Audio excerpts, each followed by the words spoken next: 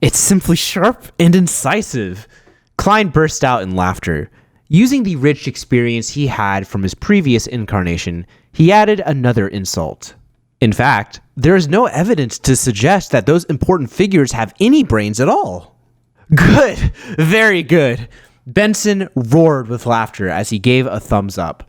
Klein, you're a lot more humorous than before. After taking a breath, he continued. I have to go to the pier in the afternoon. I'm only off work tomorrow. After that, I'll have time to go to Tingen City Housing Improvement Company with the both of you. Let's see if they have a cheap and good terrace house for rent. Also, I need to pay Mr. Frankie a visit. Our landlord? The perplexed Klein asked. Does our current landlord have some terrace houses from pretty good districts under his name? Benson shot his brother a glance and said, amused. Have you forgotten the 1-year rental contract we have with him? It's only been 6 months.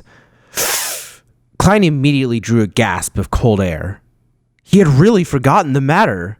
Although rent was paid once a week, the lease was a year long. If they were to move now, it was equivalent to a breach in contract. If they were taken to court, they would have to compensate large sums of money. You're still lacking in societal experience. Benson touched his receding black hairline and said, wistfully, This was a clause I fought so hard back then. If not, Mr. Frankie was only willing to lease it to us for 3 months each contract. To those with money, landlords would sign leases for a year, 2 years, or even 3 years to seek stable income.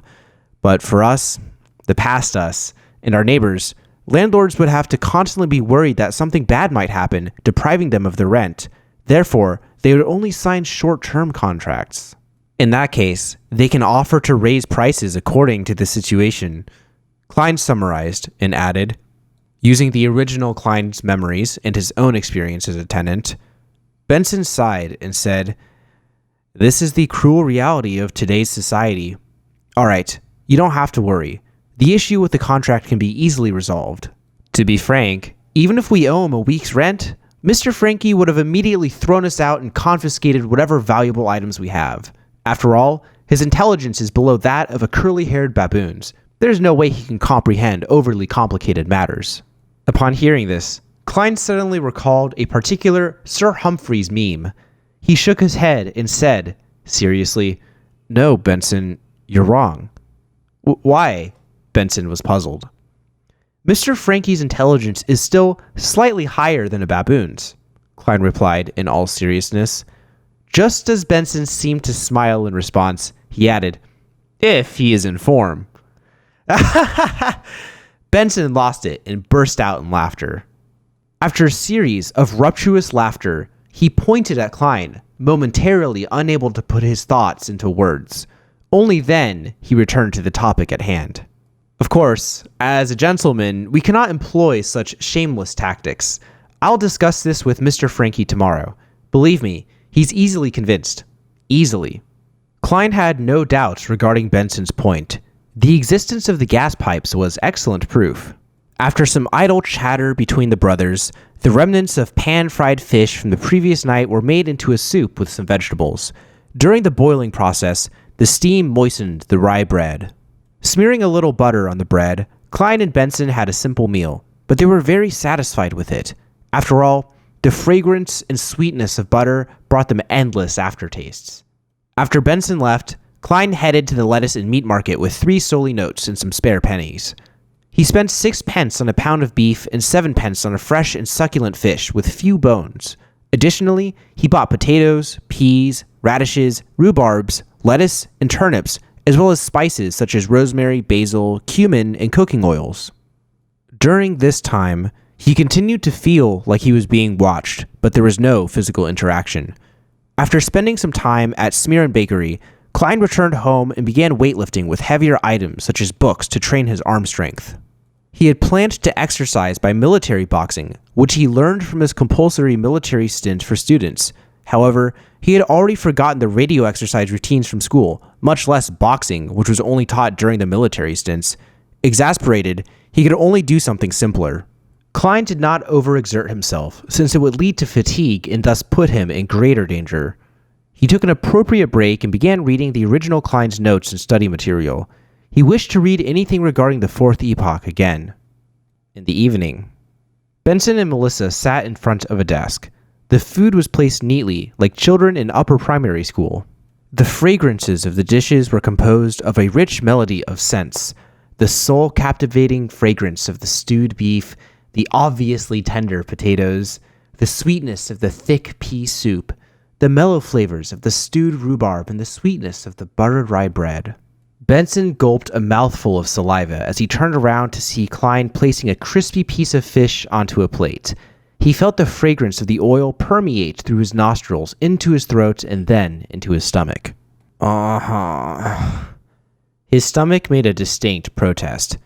Klein rolled up his sleeves and held up a plate of fried fish before placing it in the middle of the tidy desk. Following that, he returned to the cupboard and took out 2 large cups of ginger beer and placed them where he and Benson sat. He smiled at Melissa and took out a lemon pudding as if he were performing a magic trick. "We'll have the beer while you'll have this." "Thank you." Melissa took the lemon pudding. When Benson saw this, he raised his cup and said with a smile, "This is to celebrate Klein's finding of a decent job." Klein raised his cup and clinked it with Benson before clicking it with Melissa's lemon pudding. "Praise the lady!" A gulp. He tilted his head back and drank it down. The spicy feeling warmed his gullet, bringing him great aftertastes. Despite its name, ginger beer did not contain any alcohol. It was a mixture of the ginger spiciness and the sourness of lemon that made it taste similar to beer. It was a kind of beverage that both women and children found acceptable. However, Melissa did not like the taste of it. "Praise the lady!" Benson drank a mouthful as well, while Melissa took a nibble of the lemon pudding. She chewed at it repeatedly before swallowing it down unwillingly. "Give it a try." Klein put down his cup and picked up his fork and spoon and pointed at the table full of food. He was the most pessimistic of his thick pea soup. After all, he had never eaten something so strange on Earth. All he could do was adapt the recipe from the original Klein's memory fragments. As the eldest brother, Benson did not stand on ceremony as he dug up a spoonful of mashed potatoes and stuffed it into his mouth. The beaten potatoes were boiled thoroughly and mixed with the faint taste of lard and just enough salt. It whetted his appetite and made him salivate. Not bad, praised Benson vaguely. "It's much more delicious than the one I had back at work. They only use butter. This is one of my specialties, after all." Klein accepted the praise. "It's all thanks to the teachings of the chef at Welcher's place." Melissa looked at the beef soup. The green basil leaves, the green lettuce heads, and the radishes were submerged in the colorless soup, covering the tender beef. The soup was clear and its fragrance tantalizing. She forked a piece of beef and placed it in her mouth to chew. The beef retained a little chewiness despite being stewed tender.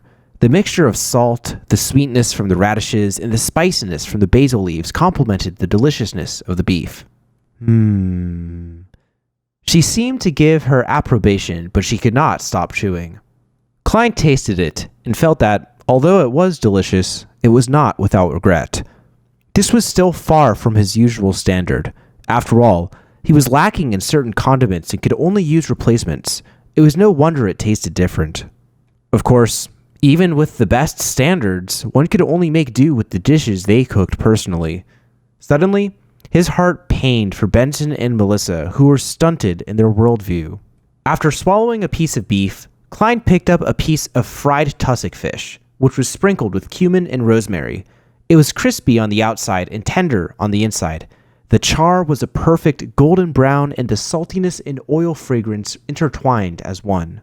Nodding slightly, Klein tried a piece of stewed rhubarb and found it palatable. It got rid of the cloyed taste of meat.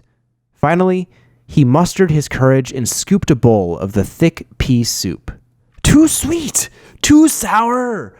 Klein could not help but frown. However, after seeing Benson and Melissa looking satisfied from tasting it, he began suspecting his tastes.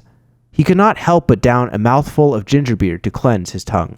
The siblings were stuffed by the end of the meal. They laid slumped in the chairs for quite a while. "Let us praise the lady once more." Benson raised his ginger beer, which had only one mouthful left, as he said in satisfaction.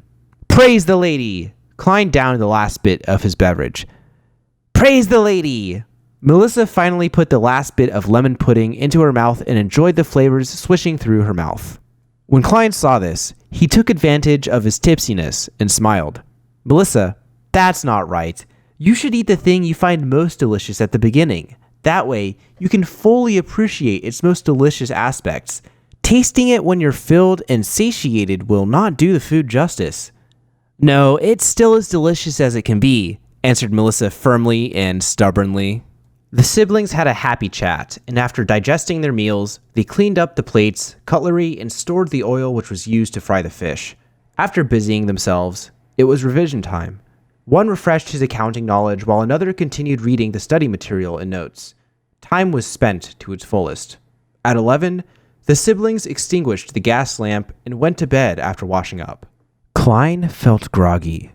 As he stared into the darkness in front of him, a figure wearing a black trench coat and halved top hat appeared suddenly in Klein's vision.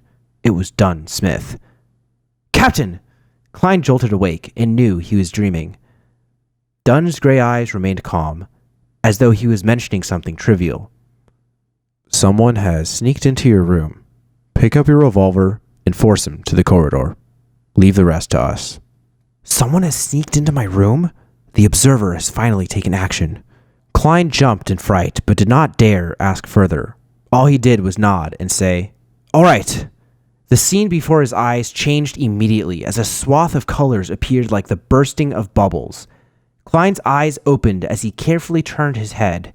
He looked toward the window and saw a thin but unfamiliar back standing at his desk, rummaging for something in silence.